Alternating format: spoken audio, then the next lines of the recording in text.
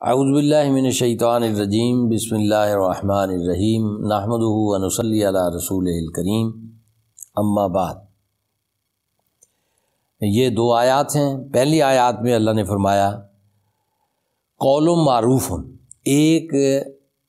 میٹھی بات، و مغفرت یا معافی طلب کرنا، ناگوار بات پہ ذرا سی چشم پوشی، خیر من صدقۃ، ایسے صدقے سے بہتر ہے یتبعھا اذی، جس کے پیچھے دکھ ہو۔ واللہ غنی حلیم، بے شک اللہ تعالیٰ غنی ہے اور حلیم ہے۔ یہ دونوں الفاظ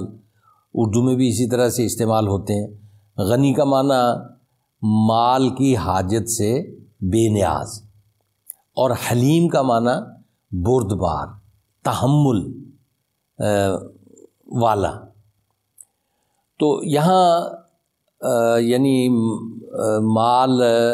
ہی کا موضوع ہے، انفاق فی سبیل اللہ کا موضوع چل رہا ہے۔ تو اللہ تعالیٰ نے یہ ارشاد فرمایا ہے کہ اگر مال کوئی کسی سے طلب کرتا ہے اور اس کے جواب میں آدمی ایک بات کیا کہتا ہے کہ قول معروف، ایک میٹھا بول، و مغفرت، اور ناگوار بات پہ ذرا سی چشم پوشی، اس خیرات سے بہتر ہے، اس صدقے سے بہتر ہے جس کے پیچھے دکھ ہو۔ مطلب یہ ہے کہ صدقہ دینے والا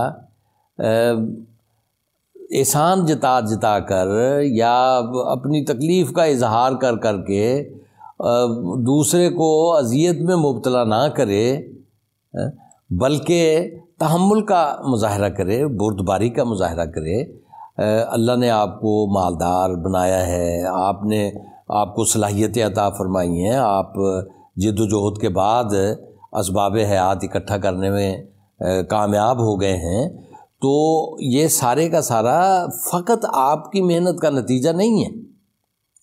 اس میں بہت بڑا حصہ تو اللہ تعالیٰ کا ہے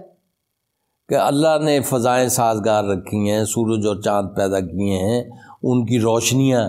آپ کی مالی وسائل پیدا کرنے کا باعث ہیں، اور انسانوں کو پیدا کیا ہے، وہ آپ کے لیے معاون اور مددگار ہیں، اور زمین پیدا کی ہے، وہ آپ کے لیے فصلیں اگاتی ہے، اور اس کے اندر خزانے رکھ دیے ہیں۔ یہ سارے کے سارے اللہ کے کیے ہوئے ہیں۔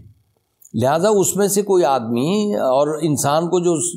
صلاحیت دی ہے، عقل دی ہے، جو آپ کہتے ہیں نا کہ کوئی آدمی مٹی کو ہاتھ لگاتا ہے تو سونا بن جاتا ہے، وہ آدمی کا کمال نہیں ہوتا ہے، وہ اس کے پیدا کرنے والے کا کمال ہے کہ اس نے اسے سمجھ عطا فرمائی ہے، مالی معاملات کا ادراک اس کے اندر پیدا کر دیا ہے، اور اسے وہ فہم اور دور تک دیکھنے کی صلاحیت عطا فرما دی ہے کہ کس چیز میں منافع ہے، کس چیز میں گھاٹا ہے، یعنی یہ چیزیں یہ بھی اللہ کی دین ہے۔ تو جب سب کچھ ہی اللہ کا ہے تو پھر بندے کو اللہ کا شکر گزار ہو کے رہنا چاہیے، یعنی پھر اترانے کا کیا موقع، پھر تکبر اور دوسروں کے مقابلے میں اپنے آپ کو بڑا سمجھنے کا کیا کام ہے؟ تو مانگنے والا ہو یا کسی کو دیا ہو، اس پر اگر ناپسندیدہ رد عمل بھی آتا ہے تو اس پہ بھی ایک بڑے آدمی کی خوبی یہ ہے کہ وہ بردباری کا مظاہرہ کرے، وہ تحمل کا مظاہرہ کرے۔ یہ تو تھوتھا چنا باجے گھنا، مطلب جس چنے کے اندر اس کا بیج جو ہے نا چھوٹا سا ہوتا ہے، رہ جاتا ہے، اور تو وہ اس ہلانے سے بچتا ہے، لیکن جس کا بیج پورا پرورش پاتا ہے، اس کی کھال کے اندر وہ پورے کا پورا سمایا ہوا ہوتا ہے، وہ آواز نہیں دیتا،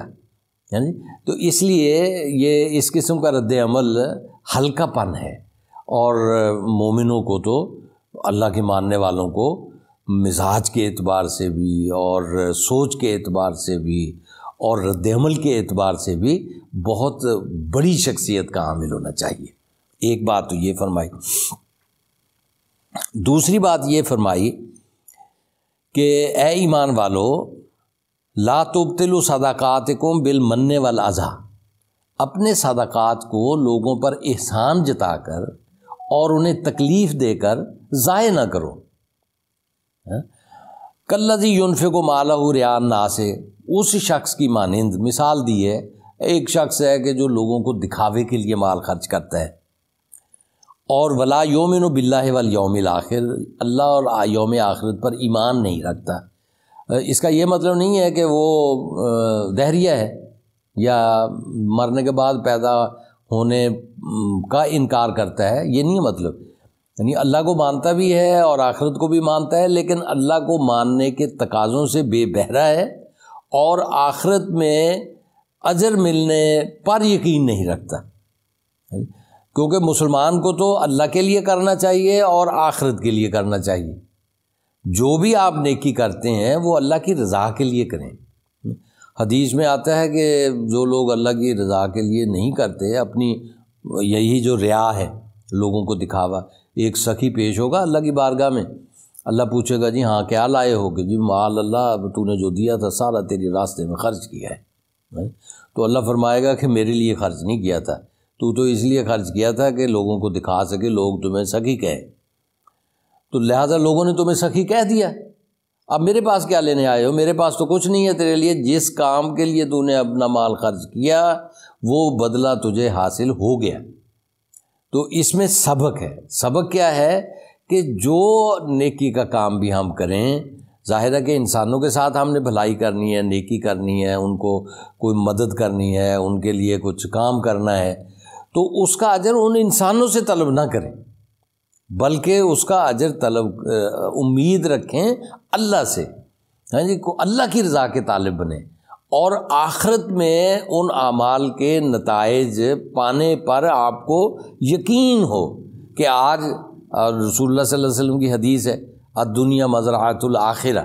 کہ یہ دنیا آخرت کی کھیتی ہے، یہاں جو آپ نے بویا وہ آگے جا کے کاٹا، اگر آپ نے نیکی بوئی ہے تو آپ کا انجام نیک ہوگا، اور اگر آپ نے بدی بوئی ہے تو وہ انجام برا ہوگا۔ یہ ہے آخرت پر ایمان، یعنی اللہ کے لیے کرنا اور عمل کی نتیجہ خیزی پر یقین رکھنا۔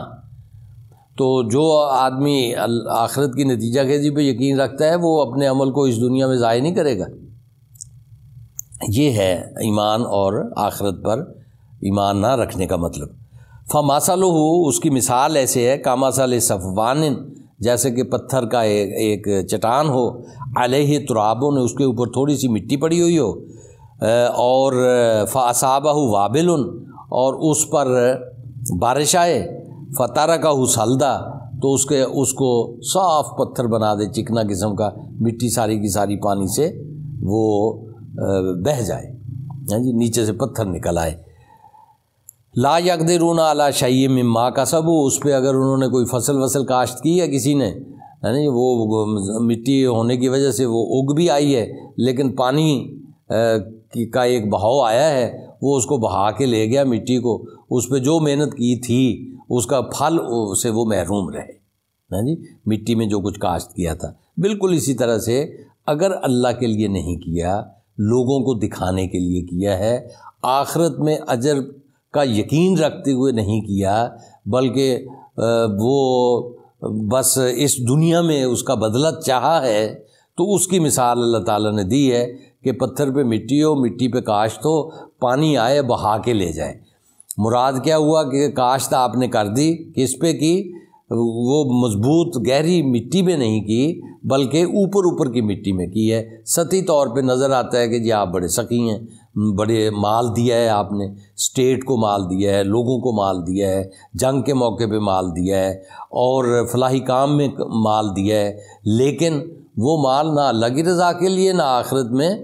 اجر کے لیے، بلکہ دیا ہے دکھاوے کے لیے۔ یعنی اوپری سطح پہ نظر آیا کہ مال دیا ہے، لیکن اندر سے کیا نکلا؟ ریا۔ تو وہ تو پھر پانی آیا، مطلب اللہ کا فیصلہ آیا آپ کے عمل کا، نیت کا، اس کا انجام ظاہر ہوا، تو وہ اوپر کی سطح کو بہا کے لے گیا، نیچے سے پتھر نکل آیا۔ مراد یہ ہے کہ نیچے سے ریا نکل آئی، اور آپ عمل کے بدلے سے اللہ کے ہاں محروم رہ گئے۔ تو جو اللہ کے ہاں محروم رہے، اس کی محرومی سے بڑھ کر کسی کی محرومی نہیں ہے۔ تو اس لیے اللہ نے فرمایا واللہ لا یہدی القوم الکافرین، تو جو ایسے انکار کرنے والے ہیں اللہ تعالیٰ ان کو انجام تک نہیں پہنچایا کرتا، وہ بیچ میں ہی رہ جاتے ہیں، ان کے قافلے بھٹک جاتے ہیں اور ان کے عمل کے نتائج ضائع ہو جاتے ہیں۔ لہٰذا مضبوطی کے ساتھ قائم رہیں اس بات پر کہ آپ نے اللہ کے لیے کرنا ہے، اللہ کے لیے دینا ہے، اللہ کے لیے جینا ہے، اللہ کے لیے مرنا ہے۔ وآخر دعوانا ان الحمد للہ رب العالمین۔